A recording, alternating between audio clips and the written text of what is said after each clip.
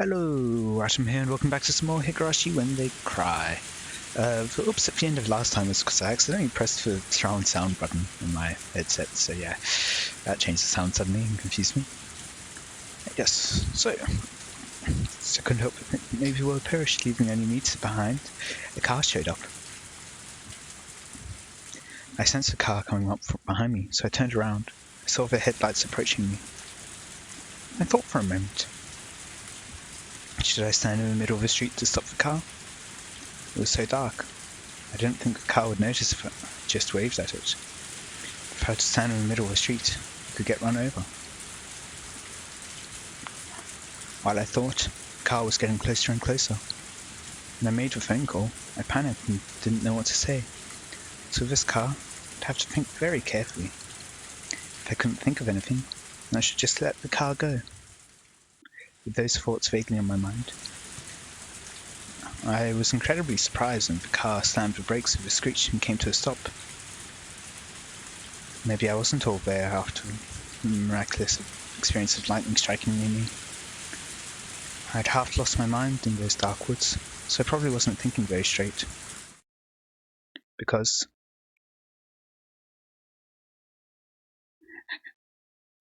the car had stopped after recognizing me. In other words, the driver knew who I was. The only people who knew in the area who would recognize me were. Suddenly a chill ran through my whole body. I started to dash away. I heard a voice calling after me. I no longer had the strength to run. My feet were trembling, and I couldn't make them cooperate. I realized then that I shouldn't have sat down in the telephone booth. That was why I couldn't keep running. I suddenly grabbed from behind, the collar of my clothes almost choking me. I heard fabric being ripped. I fell in a puddle, and the staff member got on top of me. This time, his finger wasn't in my mouth. All I could do was struggle. So I did so. I remembered all the scary stories Eriko and the others told me. All the torture a child who was caught had to endure. The drowned ducky punishment, the mashed caterpillar punishment, the splayed piggy punishment. The names of those eerie sounding punishments came to my mind. I screamed and struggled with all my might, but it was too late. I was shoved into the back seat of the car. Why couldn't they just let me go? Simple. They didn't want me talking about them to anybody. Staff were yelling and screaming while chasing me, but once we were in the car, they went silent. It was like the Grim Reaper had come to get me. Whether I liked it or not, I had to come to terms with the fact that my luck had run out. But I had called Takano-sensei, so I knew he would come to get me. I didn't know when that would be, but I knew it would happen someday. So I wanted to live. I'd be saved if I lived. I couldn't even imagine the kind of punishment that was waiting for me. But even so, I said to myself, I have to live. I'd already found the light at the end of the tunnel. All I had to do was endure until I reached it. The car stopped. We'd arrived at the front gate of the orphanage. 2 staff members grabbed my shoulders so I wouldn't run. My shoulders were very skinny, so it hurt a lot. I was scared of what I would have to go through. I went through the door, and I was finally sheltered from the rain. In a way, I wasn't sheltered at all, though. It was the middle of the night, and long past the time to turn all the lights off. The orphanage should have been quiet. But I heard a noise. It was a strange noise. The noise of a shower. The noise of metal objects crashing into each other. Also the staff's yelling and screaming. A chill went down my spine. What could I possibly write down to fully describe this fear? A staff member knocked on the door of the storage room, and the door opened. The moment it did, an angry roar issued from inside. A sight leapt into my eyes. I couldn't completely take in the bizarre scene before me.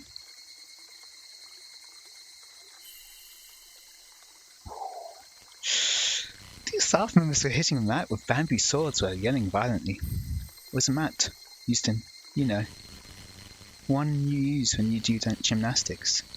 Why was it rolled up like that? The rolled up map was tied with a string and standing up in the corner. Staff members kept hitting it. Usually words are said to a person, but why were they yelling at a rolled up mat? The way they were hitting and yelling at it was as if they'd gone mad. Wait, I could see something sticking out from the top of the rolled up mat. It was, let me see, whose shoes were those? All of a sudden, I froze and I couldn't think anymore. One man stood in front of me. The man's pinky finger was wrapped in bandages. My eyes moved upwards from his pinky finger and met with his. The beast's eyes met mine, peering with intent to devour me. I squeezed out a voiceless scream. My voice didn't come out, so it was more like a goldfish opening and closing its mouth. The beast stuck his little finger in front of me and roared. I couldn't tell if it was a word or a meaningless shriek. I was certain it was something abusive. I was scared. I didn't want to die. I wanted to live. I knew that Takano-sensei would show up and save me. That's why I had to live and submit myself to the fear. I'm sorry. Ah! The hand with the bandages grabbed my hair and dragged me along. All I could do was apologize and beg for forgiveness while hoping the beast had even a tiny bit of mercy in him. It was like a broken, apologizing doll. A mad doll that kept muttering apologies until its key wound down. I was their toy, shedding tears, coughing blood, and apologizing in place of clicking gears. I could see into the shower room while he dragged me along. The door was open, and I heard wailing from the inside. What I saw was very strange. There was a locker on the side of the shower. What an odd sight. The locker was taking a shower, sideways. Never imagined anything like it before. The locker was taking a cold shower while two staff members hit it with bamboo swords. That explained the metallic noise I heard before. The beast didn't want me to see that. It peeled my hair violently, twisted my neck so that I looked in the opposite direction. Then I realized it didn't do that to stop me from watching the shower. It did to make me look at something else. I saw a window in a courtyard. Usually it was too dark to see anything. But the lights were on. The courtyard was very bright. And I saw it. Inside of a hen house. I saw blank. What is that? Blank and blank. Blank. That hair was Eriko's. Blank? Blank. But why was she blank? I was far too blank. I'm sorry.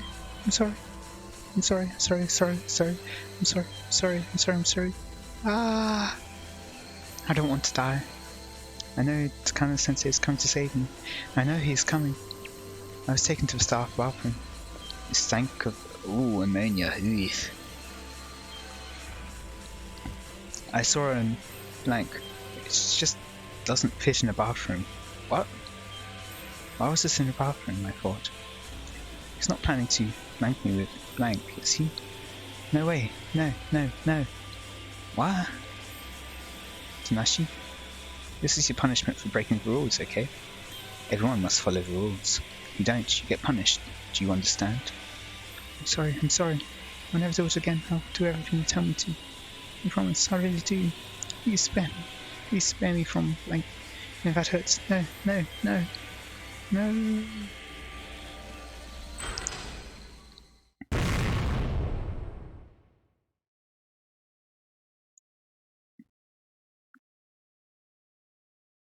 That section? Yep.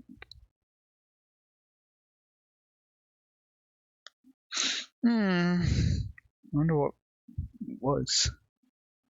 Another chance. Right.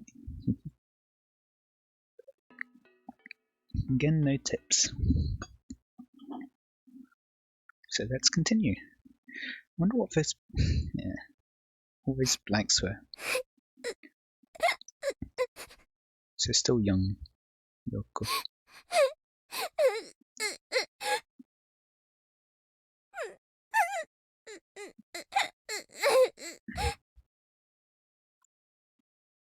How long have I been crying? I don't even know how long I've been comforted like this. My grandfather's hand is on my cheek to comfort me. I'm holding his hand lovingly and pressing my cheek against it. 落ち着いたかな? おじいちゃん。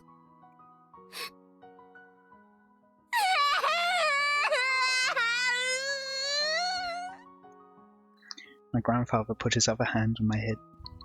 The warmth of his palms gradually calmed me down. Piles of documents were all around me. It was a mistake to sort through data while lying on a fluffy carpet. I must have fallen asleep. I had a terrible dream. うつ伏せに寝ると胸が苦しくて悪い夢を見やすいんだよ。もうこんな時間だ。美代子は部屋に帰って寝なさい。全然平気。居眠りしちゃってたから眠気がなくなっちゃった。もうすぐで終わるの。だから終わらせちゃうね。明日も学校がある。もう寝ないとまた先生にあくびを怒られてしまうよ。I've been going to bed late recently. Because of that, I loaned a yacht at school. My teacher must have written a note to my grandfather. 大丈夫。ちゃんと終わったら寝る。だから続きをさせて。それに、おじいちゃんも私に構ってちゃダメ。早く書斎に戻って論文の続きを書くの。The day for him to present his findings is approaching. He's been working so hard, devoting himself to his research. There's unfortunately a limit to what an individual can do. He needs a collaborator in order to go further with his research. He has to explain that his investigation could be the key to solving the mysteries of human behavior and make people understand just how important his work is. But this research is about a very complicated subject. So he couldn't seek assistance from just anyone. Someone will be able to help him one day. Believing that, my grandfather earnestly continued his research. I want to help him more, but all I can do is sort through his data and tidy up his materials. I also assist him around the house so he can concentrate more on his research. He always tells me how helpful I am, and that isn't enough for me.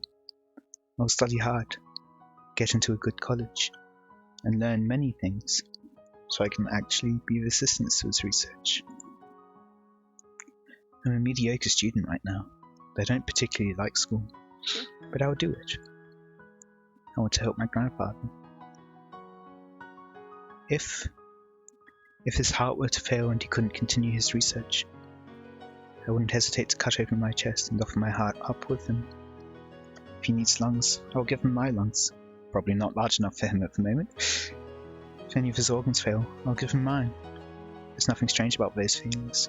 They're perfectly normal ones. For if he had found me even a day later, I might not have been alive.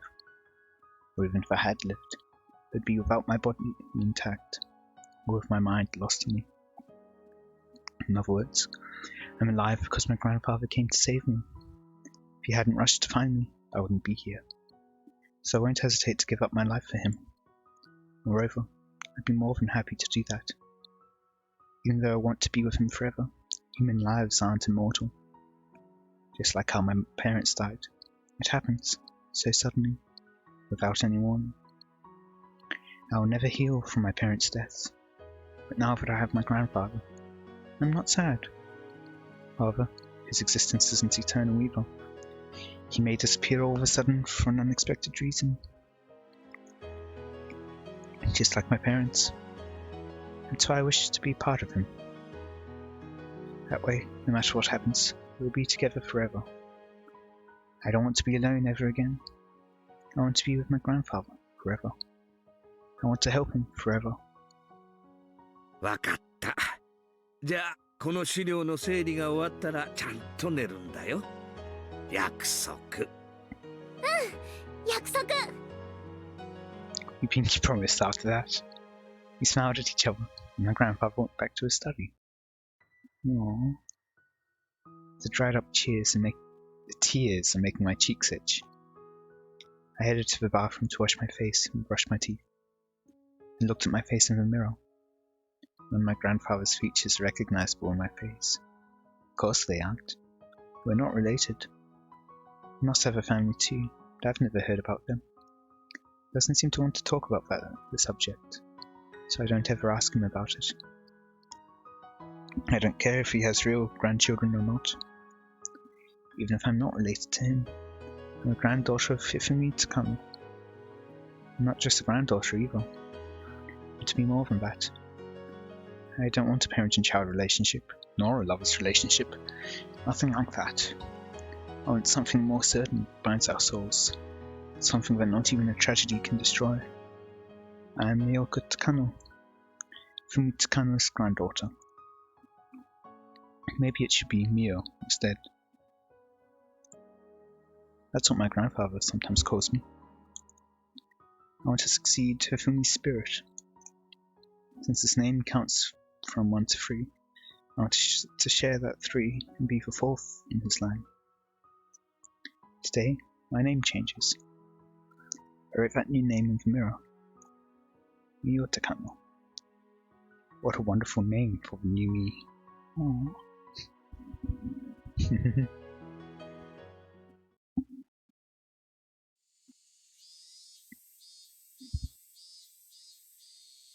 大佐殿、ご無沙汰いたしております。高野くん。だからもう大佐はなしだよ。なしなし。暮れに具合を悪くしたと聞いてから心配してたんだよ。でも元気そうで何より。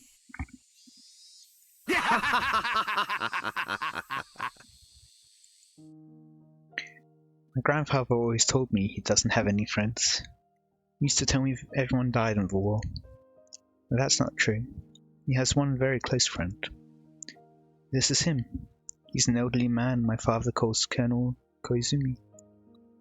I don't know exactly where they met, but every time they get together, all they talk about is the military and the war. So I guess that's where they met. ミオちゃんも大きくなったね。今身長は何センチくらいになったんだい？この間身体検査があったけど、2センチ伸びました。そうかそうか。育ち盛りはいいの。いっぱい食べて、いっぱい運動して、いっぱい大きくなるんだよ。いいなあ、高野くんはこんなに可愛いお孫さんに恵まれて。Mr. Koizumi knows that my grandfather and I aren't related, but he always calls me his granddaughter. That makes me very happy, so I poured a little more black tea into his cup. After I finished serving tea, I left with a bow. I want to stay and listen to them talk, but I guess my grandfather doesn't want me to hear stories of war, so he always makes me leave. I left before I was told to, but having to leave doesn't mean I need to go to a different room. I just headed to the other side of this huge living room instead. Although I'm not right by them, I can still sit on the sofa and listen to their conversation. And if I need something, I can come help them right away. I try to earn points that way to prove I'm useful. I sat on the sofa away from them and started reading an encyclopedia. While doing that, I tried to listen to their conversation. それはよかった。教授たちは都合が合えば再来週の日曜日にも早速来たいって言ってくれたよ。本当ですか？ありがとうございます、小泉さん。いや、高野くんが書いたレポートがそれだけ興味深かったことの証左だの。かなり関心を持ってくれてね。ノーベル賞ものの研究になるかもしれないと非常に受けが良かった。ノーベル賞だなんてそんな。いや、お言葉だけでも恐縮です。My grandfather laughed. Since he laughed so cheerfully, something great must have happened. Mr. Koizumi must have shown the society the essay my grandfather was about to announce and gauged their reactions. Supposedly, they found it very extremely interesting. This means they recognize the value of my grandfather's research. That makes me happy too. しかし、いつも心配なのは、君自身がひなみ沢症候群に感染してしまってやしないかということだね。君が自分の首をかきむしるようなことがないよう、気をつけてくれよ。ひょっとすると、私もすでに感染しているかもしれませんな。でも、ひなみ沢症候群は、普通に生活する分には決して危険な病気ではないのです。村人たちがお社様信仰を作り出し、厳しい戒律で自らを縛った頃はかなり危険な病気だったかもしれない。でも時間とともにそれは薄まり、今ではよっぽどのことがない限り発症することはないようです。Because yeah, I suppose it's like regular diseases, but killing people tends to be pretty bad for diseases, because you know when they don't have a host that can spread them around normally, or like to use to infect or to use its resources. So that's why the common cold is common, and more deadly diseases are less common. Like the Black Death doesn't exactly show up around all the time, or that much, on a global scale at least. Yeah. What was I going to say? So yeah, basically, the more likely it is to kill off its host, the less likely it is to then pass on those genes, and so it gets selected that way to be less and less lethal, typically, to a point where the kind of extra chances to infect people through contact with dead bodies then kind of equalizes. So the extra effects from that against the effect of killing your host kind of equalizes it to some degree.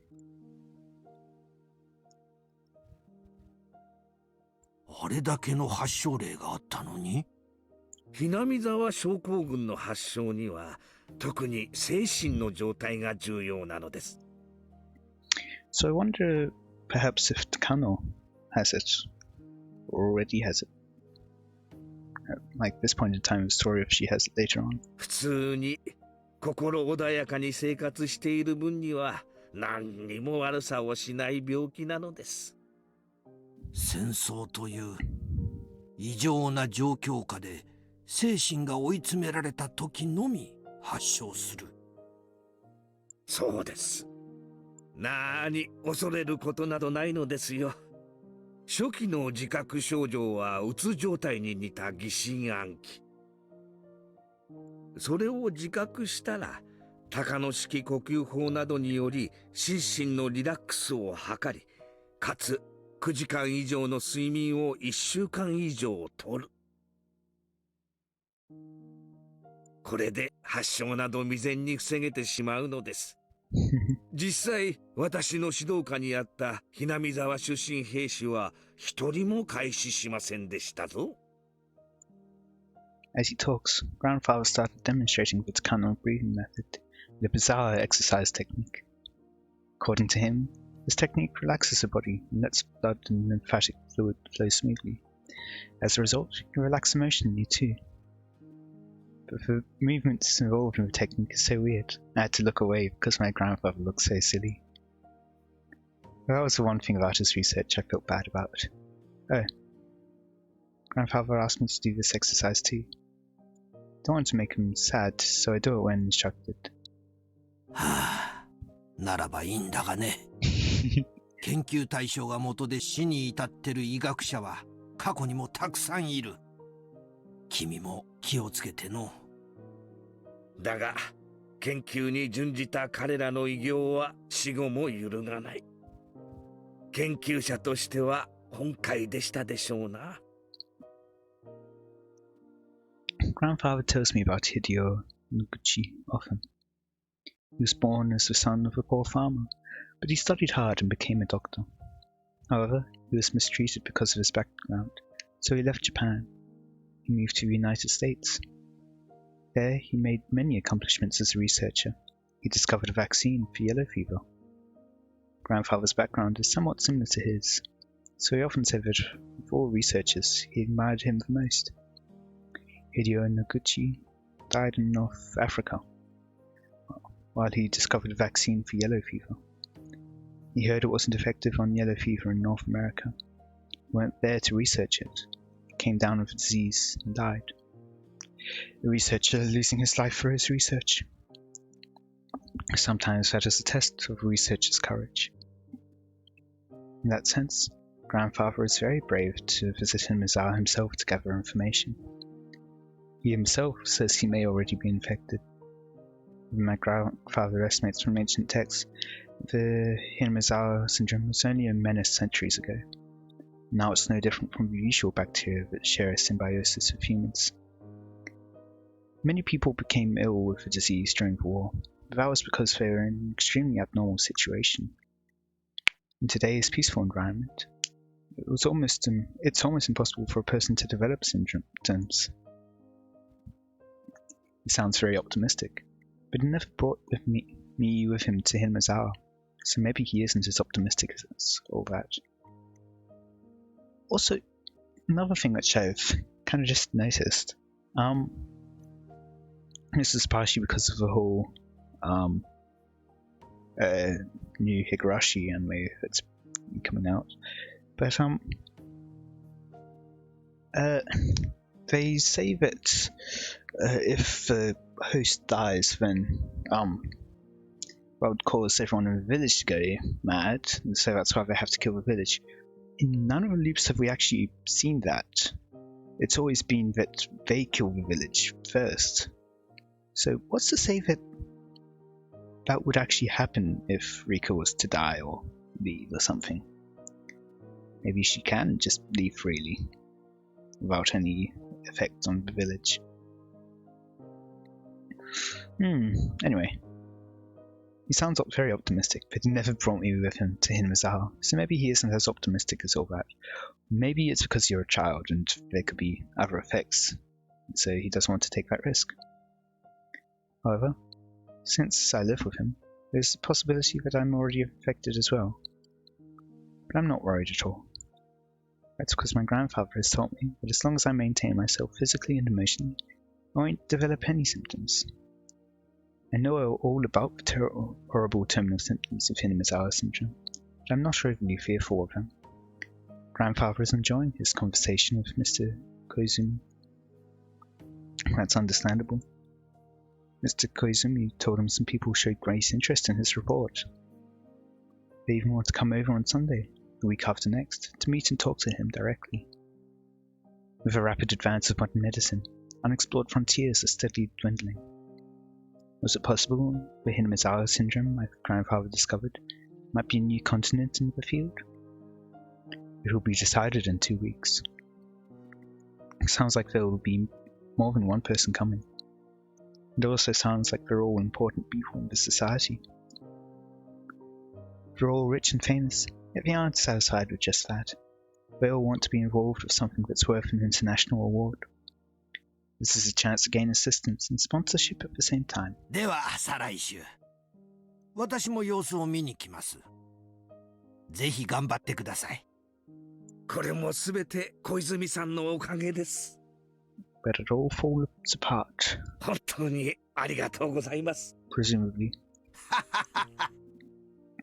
Either that or he dies before it has a chance to happen. それは無事賛同者を集められてからにしましょう。その折にはぜひ秘蔵のワインを開けて乾杯といきましょうの。That was the last of their conversation. My grandfather kept his head bowed until Mr. Koizumi was gone. It sounded like he set up this great chance for my great-grandfather. So I bowed my head just like him. 聞いてたかい？ようやくチャンスが巡ってきたよ。私のレポートに関心を持ってくれる人が現れたのだ。聞いてたよ。これでおじいちゃんの研究に協力してくれる人やお金を出してくれる人が現れるんだね。まだそうと決まったわけじゃないさ。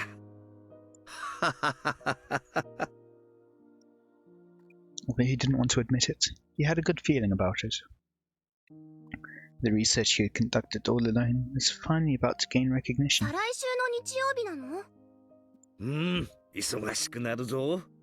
プレゼンテーションで第一印象のすべてが決まる。資料を読みやすく作り直したり、いや、人前できちんと説明できるよう少し練習をした方がいいかもしれない。とにかく手落ちがないようにしっかりやらないとな。資料の作り直しは大事だね。おじいちゃんの字は読みにくいから少し大きめに書いた方がいいと思う。とにかく忙しくなるぞ。再来週か。うかうかしていたらあっという間だ。そうだね。私もお手伝いするよ。ホルマリンの容器とかのホコリも拭き取らないとね。あと丸まった資料の反りを直さないと。絨毯の下に敷いて一晩も置いたら治るかな。やらなければならないことは山ほどだな。